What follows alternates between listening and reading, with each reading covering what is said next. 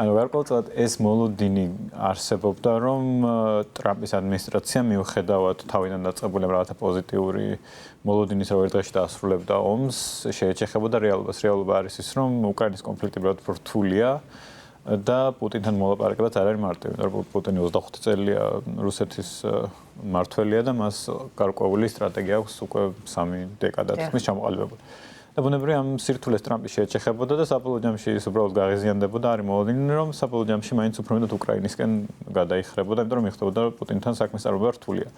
დაახლოებით ამას ვადევნებთ ახლა თვალს იმ თვალსაზრისით, რომ იმ ძალიან ცნობილი კატასტროფული შეხვედრის შემდეგ ცეცხლში ზელენსკის და ტრამპს შორის ფაქტია, რომ ტრამპის ადმინისტრაციის გარშემო პროუკრაინულმა ფრთამ დაიბრუნა ინიციატივა და ეს სტამბოლის მოლაპარაკებაც არის გარკვეულწილად უკრაინის მიერ ინიციატივის აღება. ის რომ თქვა ზელენსკიმ ღია მესიჯი გაუგზავნა რუსეთს, რომ მე აქ ვარ, მე სტამბოლში, უბრალოდ ანკარაში ვარ და დაველოდები სტამბოლში ჩამოთვარა პუტინი, ნიშნავს იმას, რომ ამ ეტაპზე უკვე უკრაინას აქვს ინიციატივა მოლაპარაკებაში.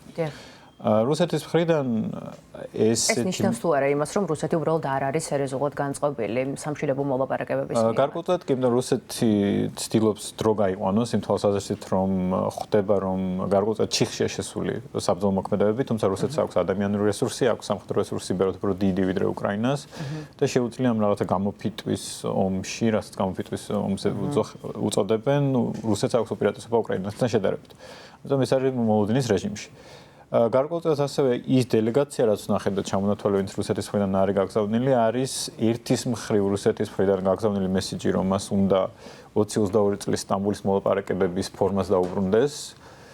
თუმცა ეს ფორმატი გარკვეულწილად რუსეთს უფრო მეტად აწყობს ხელს, იმიტომ რომ ის პირობები, რა პირობებიც იქიდო თავიდან უკრაინისთვის უფრო დამაზიანებელია ვიდრე რუსეთისთვის.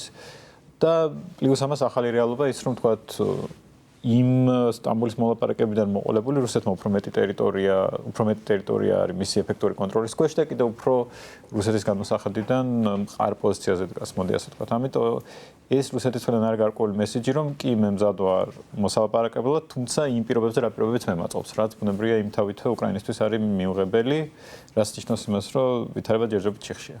დიახ, თქვენ თურქეთი ახსენეთ და სწორედ თურქეთის როლზე მინდა კითხოთ ამ პროცესში 2022 წელიც ახსენეთ 2022 წელსაც და დღესაც სწორედ თურქეთია მხარეებს შორის ერთ-ერთი შუამავალი. რას ნიშნავს ეს რეგიონისთვის? ხომ არ ყალიბდება სტამბოლი როგორც რეგიონული ცენტრი და რამდენად ჯდება ეს მოსკოვის ინტერესებში? ხო, ერთი პატარა დეტალი გამომჩამანამდე, ანუ ნიშნავია ეს შეხვედრა მიუხედავად ამ ყველაფრისა, იმიტომ რომ ფაქტობრივად 2022 წლის გაზაფხულის შეხვედრის შემდეგ პირველი შემთხვევა, როდესაც უკრაინელი და რუსეთის დელეგაცია ერთმანეთს ხვდება პირისპირ და არა ვთქვათ მანამდე როგორც იყო მცდელობების შუამავლების მეშვეობით, რაც მნიშვნელოვანი ფაქტია.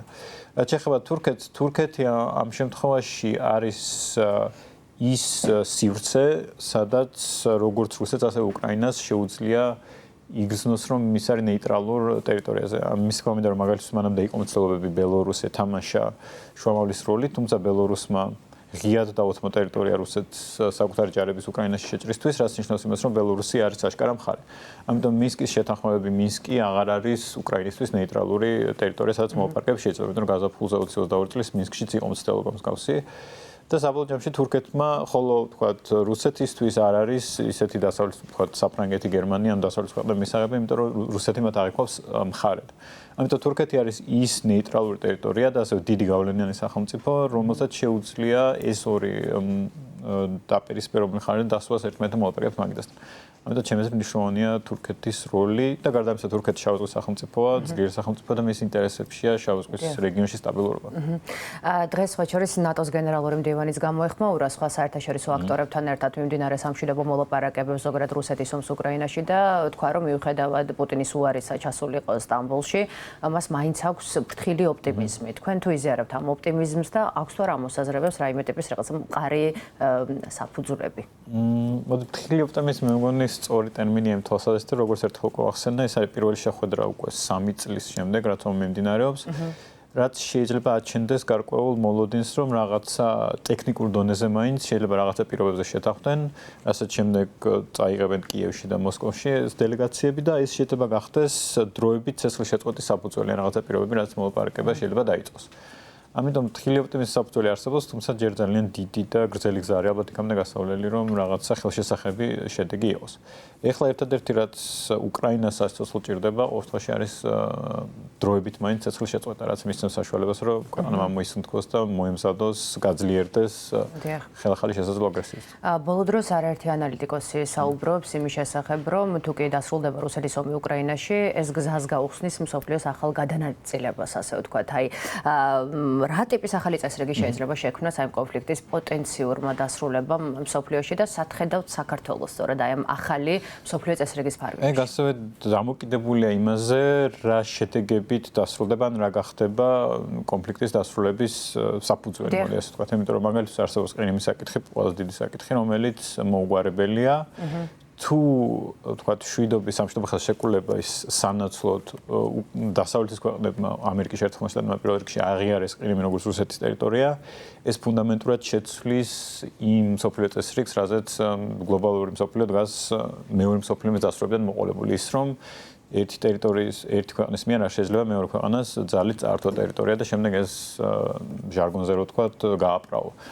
არის მეორე ვარიანტი, რომელიც შეიძლება იყოს ისეთი, როგორც კორეას აქვს, თქვათ, იმ თვალსაზრისით, რომ უბრალოდ de facto, ან იგივე რაც საქართველოს აქვს, ხო თქვათ, de facto ეს ტერიტორიები დარჩება რუსეთის კონტროლის ქვეშ, მაგრამ არც უკრაინა და არც საერთაშორისო საზოგადოება მას არ აღიარებს როგორც რუსეთის ნაწილს. იგივე თქვათ, საბჭოთა კავშირის დროს ბალტიისპირეთის ქვეყნები ითვლებოდა, რომ არის საბჭოთა კავშირის მიერ ოკუპირებული, დასავლეთში რუკები რო გამოდიოდა საბჭოთა კავშირის და ბალტიისპირეთის ქვეყნები დატანილი იყო როგორც ოკუპირებული. დაახლოებით მსგავსი ფორმატი შეიძლება შეიქმნას, რაც გარკვეულად გაგრძელება იქნება აქამდე არსებული მსოფლიო წესრიგის. ხოლო ის თუ თქვათ, ყირიმი დარჩა ოფიციალურად რუსეთის ტერიტორიად, მაშინ ეს შეცვლის ფუნდამენტურად იმ ლიბერალურ წესრიგს, სადაც აქამდე იდგა მსოფლიო. და წინ დიდი ალბათობით დაბრუნდება, რასაც აი ძლიერი მოთამაშეების სუპერსახელმწიფოების და სახელმწიფოების კონკურენციას უწოდებენ. და აქ რა თქმა უნდა, უნდა გამოგჩეს ჩინეთი, რომელიც ყველაზე დიდად იქნება მოგებული აი ამ გლობალური ამ კონფლიქტით, რომელსაც ფაქტობრივად რუსეთი დაასუსტა მარტივად ვთქვათ, იმიტომ რომ ძალიან დიდი რესურსი ჩადო რუსეთმა უკრაინაში ომში, რაც პირველ რიგში ამდიდრებს ჩინეთს, რომელიც უკვე გამოდის გლობალურად ამერიკის შეერთებული შტატების თავარ კონკურენტად. და პრინციპში ამაზე თანხმდება ექსპერტთა უდიდესი ნაწილი, რომ და მომავალი არის ჩინეთ-ამერიკის შეერთებული შტატების დაპირისპირება და რუსეთი ამ შემთხვევაში უბრალოდ ერთი რეგიონული აქტორია. და კიდევ ბანამ ერთ პატარას დავამატებ თქვენსთან ვართ და აი ამ კონტექსტით უნდა გავიგოთ პრინციპში ტრამპის ადმინისტრაციის საგარეო პოლიტიკა, იმიტომ რომ არის საუბარი, რომ თქვა ტრამპის ადმინისტრაცია რუსეთის ხარეს ჭერს ამ კონფლიქტში, თუმცა ჩემი აზრით ყოველ შემთხვევაში და ექსპერტთა ნაწილი მიიჩნევს, რომ ტრამპი იმაზე მეტად მომთმენია, ვთქვათ, ტრამპი მოდი ასე ვთქვათ, ტრამპისთვის მთავარი საფრთხე ამ ეტაპზე არის ჩინეთი და მისი ადმინისტრაცია ჩინეთს აიყვავს საფრთხეს და უკრაინაში მიმდინარე კონფლიქტი და ის ყურადღება და რესურსი, რაც ამაზე იხარჯება, ტრამპის ადმინისტრაციისთვის არის უბრალოდ დახარჯული რესურსი, მაშინ როდესაც რესურსი, თქვა, ჩინეთის წინააღმდეგ გაძლიერებაში უნდა იხარჯებოდეს. და აქედან გამომდინარე, მისი მიზანია, რომ ეს კონფლიქტი მაქსიმალურად სწრაფად მოაგვაროს, თუნდაც საერთაშორისო ლიბერალური დღის წესრიგის ხარჯზე, რომ შემდეგ მზად იყოს ჩინეთთან კონკურენციისთვის. და ეს არის მისი საგარეო პოლიტიკის მთავარი ხაზი, მოდი ასე ვთქვათ. ასევე სანქციებზეც მინდა დაგისვათ შეკითხვა, ჩვენ ვიცით, ვრცელდება ცნობები იმასთან დაკავშირებით, რომ ამერიკის ადმინისტრაცია ევროპასთან ერთად მუშაობს, როგორც ზელენსკი ამბობს, ყველაზე მკაცრ სანქციათა პაკეტზე რუსეთის წინააღმდეგ და ეს თქვათ, რამდენად იმუშავებს ამ პროცესში და რა გავლენა ექნება მიმდინარე პროცესში. რთული ამბავია, იმიტომ რომ რუსეთისთვის ძალიან მნიშვნელოვანია ნავთობპროდუქტები და ნავთობის და გაზის ექსპორტი. აქ შემოდის ინდოეთის და ჩინეთის ფაქტორიც, იმიტომ რომ ინდოეთი და ჩინეთი არიან საკმაოდ მსხვილი მომხმარებლები რუსული ნავთობის და ის სანქციები, რაზეც ამერიკის შეერთებული შტატების შესაუბარი, რომ ის ქვეყნები, რომელიც რუსულ ნავთობს შეისყიდიან, ასევე გახდებიან სანქციების ან ტარიფების სამიზნე.